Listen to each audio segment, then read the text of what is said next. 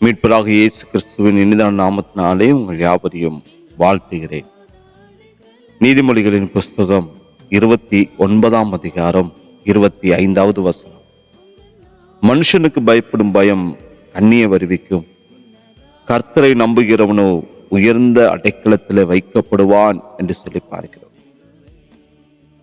இங்கே 3 காரியங்களை பரிசுத்த ஆவியானவர் வெளிப்படுத்துகிறார். மனுஷனுக்கு பயப்படுகிற பயம், மனிதர்களுக்கு அவர்களுடைய அபிப்பிராயங்களுக்கு அல்லது அதிகாரத்திற்கு பயந்தவர்களாக அஞ்சுகிறவர்களாக வாழ்கின்ற ஒருவருக்கு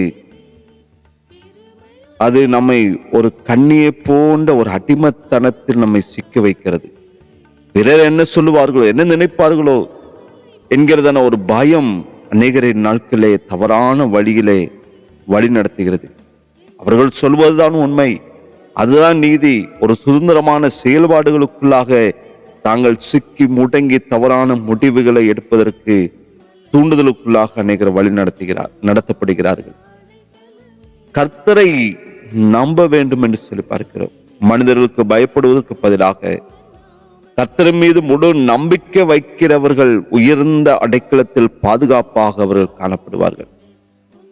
இதில் உயர்ந்த அடைக்கலம் என்பது பாதுகாப்பான கோட்டை அல்லது ஒரு மலை உச்சியை குறிக்கிறது. அங்கு எந்த எதிரியினாலும் நம்மை ஒரு நாளும் எதிர்த்து வரவே முடியாது. மனிதர்களுக்கு பயந்து வாழுகின்றதான பொழுது நாம் மற்றவருடைய எண்ணத்திற்கு அடிமையாகிறோம். ஆனால் கர்த்தருக்கு அஞ்சி அவர் வழியில் நடக்கும்போது உண்மையான ஒரு விடுதலை நம்முடைய வாழ்க்கையில உண்டாகிறது. சூழ்நிலைகளுக்கோ அல்லது மற்றவருடைய வற்புறுத்தலுக்கோ பயந்தோ நம்முடைய சிந்தனைகளையும் கொள்கைகளையும் ஒரு நாள் விட்டு விடாதவர்களாக, மனிதனுடைய ஆதரவு நம்முடைய வாழ்க்கையில அது தற்காலிகமானதான். ஆனால் கர்த்தருடைய அடைக்கலம் என்பது ஒரு மனிதனுடைய வாழ்க்கையில அது நிரந்தரமானது. கர்த்தரை நம்பி தப்ப வைக்கப்பட்டு ரட்சிக்கப்பட்டு நாம் அனுதினமும் இந்த ரட்சிப்பில் பாதுகாக்கப்படுகிறோம். இந்த ரட்சிப்பின் பாதுகாவல் கர்த்தரை நாம் நம்பும் போது நமக்கு தரப்படுகிறது ஒரு பெரிதான மகத்தான ஒரு பாதுகாப்பாகும்.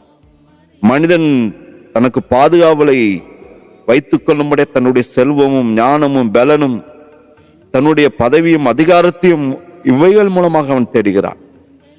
இது ஒரு நாள் தகர்க்கப்படக்கூடியது, ஒரு நாள் இடிந்து போய் விடக்கூடியது. இது நம்பிக்கையற்றது. காலம் சென்றுதானே நம்முடைய முன்னாள் பிரதமர் இந்திரா காந்தி அம்மையார் அவர்கள் சிலரை தன்னுடைய மெய் பாதுகாவலராக அவர்கள் வைத்திருந்தார்கள். அப்படி இருந்தும் என்ன நடந்தது என்று நாம் அறிவோம். அந்த மெய் பாதுகாவலர் ஒருவரே அவருடைய உயிரை மாய்த்து போட்டார். மனிதன் மூலமாக ஏற்படுகின்ற பாதுகாவல் இப்படிப்பட்டதுதான்.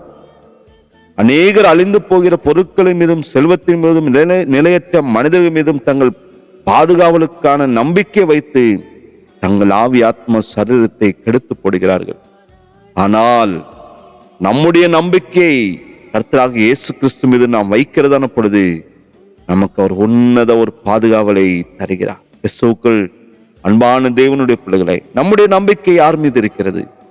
கர்த்தர் மீது நீங்கள் நம்பிக்கை வைப்பீர்களானால், முழு இருதயத்தோடு கூட அவர் மீது நீங்கள் நம்பிக்கை வைப்பீர்களானால் நிச்சயமாய் நீங்கள் உயர்ந்த அடைக்கலத்திலே வைக்கப்பட்டு நீங்கள் பாதுகாக்கப்படுவீர்கள்.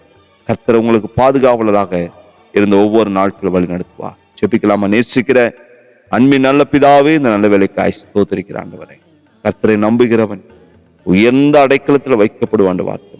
தகப்பனே, ஒவ்வொரு நாளும் எங்க நம்பிக்கை உம்மீது இருக்கட்டும்.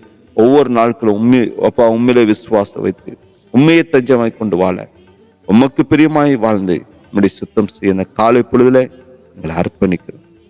இயேசுவின் நாமத்தில் ஜெபிக்கிற நல்ல பிதா, ஆமென், ஆமென்.